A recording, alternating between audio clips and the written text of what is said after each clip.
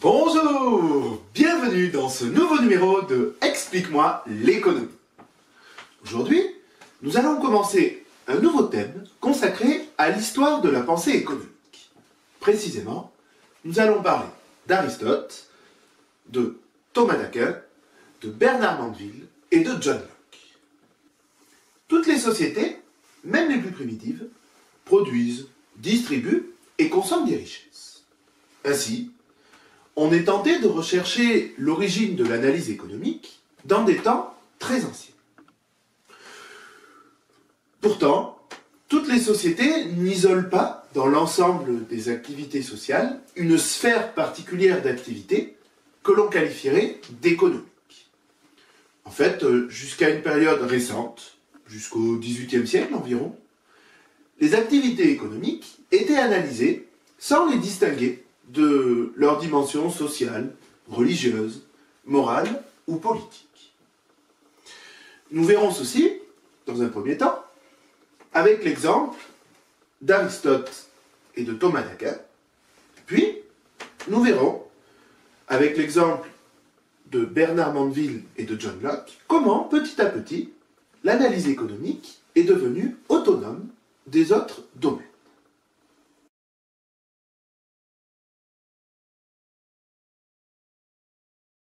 Le philosophe grec Aristote, au IVe siècle avant Jésus-Christ, élève l'économie au rang de science de l'homme, avec la politique et l'éthique.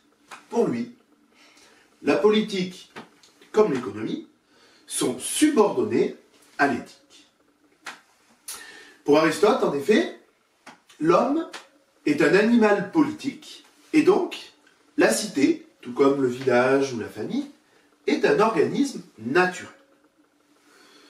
De même, ce qui est naturel à l'individu, comme d'ailleurs à la famille, au village ou à la cité, est la recherche du bonheur, du bien-vivre. Pour Aristote, le bonheur se réalise dans la recherche de la vérité, la contemplation de la beauté, la culture des relations amoureuses et amicales, et, d'abord, par la satisfaction des besoins matériels. Cela nécessite donc de s'appuyer sur l'activité agricole, l'élevage, la chasse, la pêche et la fabrication d'objets d'usage courant.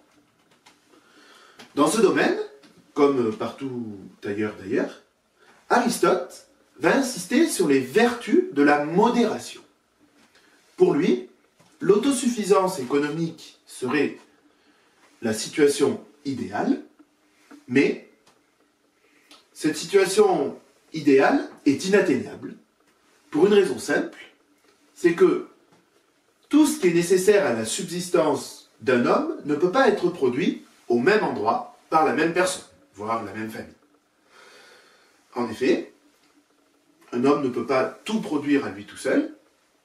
C'est ainsi que vont apparaître la division du travail et donc l'échange. Aristote va alors distinguer deux types d'échanges. Le premier type est l'économie naturelle, ou bonne crématistique. Celle-ci a pour objectif le bien-être du foyer. Les agents, en fait, vont échanger entre eux parce qu'ils en tirent une satisfaction et qu'ils veulent bien échanger. L'échange va être tourné vers la satisfaction des besoins et l'économie s'apparente ici à l'éthique de la bonne consommation. La vertu essentielle est d'être économe, et cette acquisition naturelle est bornée par le fait que les besoins humains sont limités. Le deuxième type d'échange est l'économie non naturelle ou mauvaise crématistique. Dans ce cas, la finalité ne va plus être le bien vivre, mais l'accumulation illimitée des richesses. Aristote nous dit que cette façon d'acquérir va s'exercer aux dépens d'autrui. L'échange ici est tourné vers l'enrichissement personnel, la spéculation, et Aristote va condamner ce type de commerce. Il nous dit, cela devient une profession qui roule tout entière sur l'argent, qui ne rêve qu'à lui, qui n'a d'autre élément ni d'autre fin, qui n'a point de terme où puisse s'arrêter la cupidité. sa condamnation de la mauvaise crématistique est due à des raisons politiques et morales. Politique d'abord, car la mauvaise crématistique est source d'inégalités qui vont mettre en danger la stabilité de la cité. En effet, Aristote nous dit que l'argent en vient à se détacher du monde réel, et cela pourrait conduire à détruire la société en la pourrissant de l'intérieur. Morale également, parce que pour Aristote, le commerce spéculatif est moralement condamnable. Il condamne d'ailleurs le prêt à intérêt, qui permet d'obtenir une somme d'argent supérieure juste parce qu'on a accepté de s'en séparer quelque temps. Pour lui, cela serait un gain contre nature, car l'argent ne peut pas faire de petit. Il nous dit, quoi de plus odieux, surtout, que le trafic de l'argent, qui consiste à donner pour avoir plus, et par là, détourne la monnaie de sa destination primitive.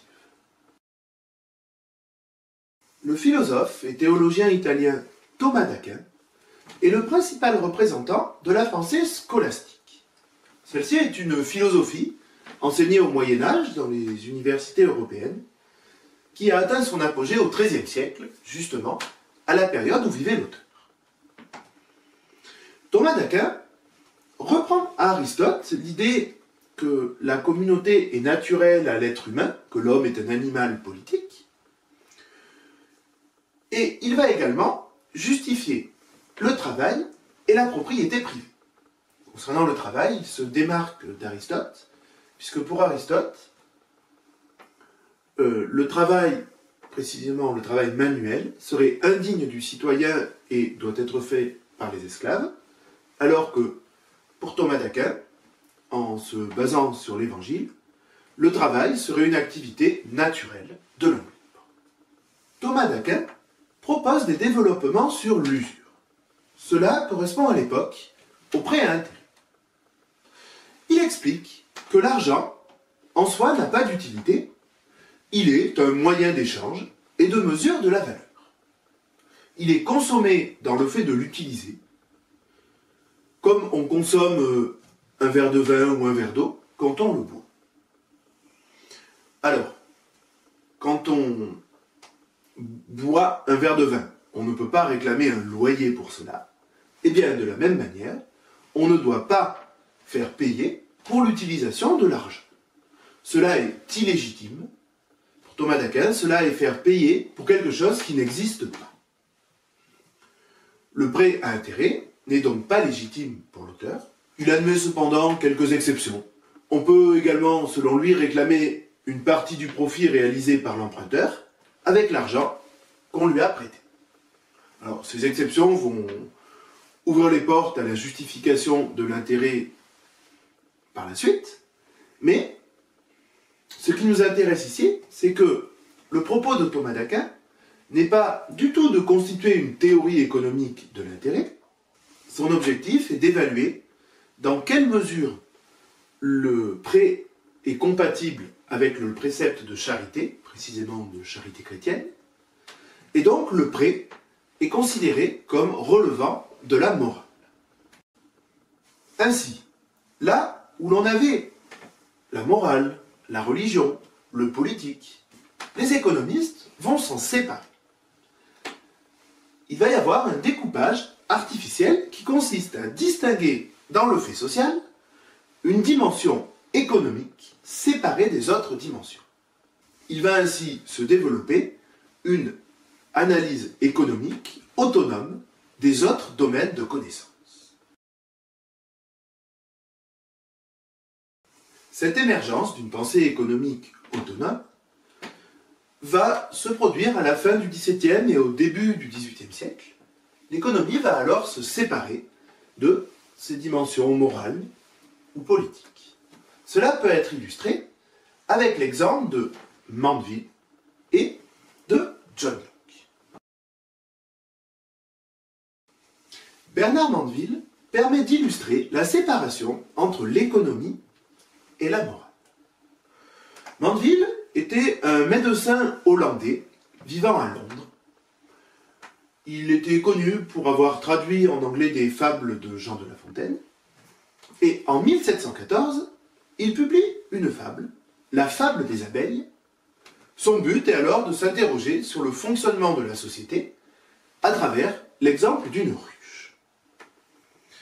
Il décrit une ruche qui vit totalement en dehors des vertus morales.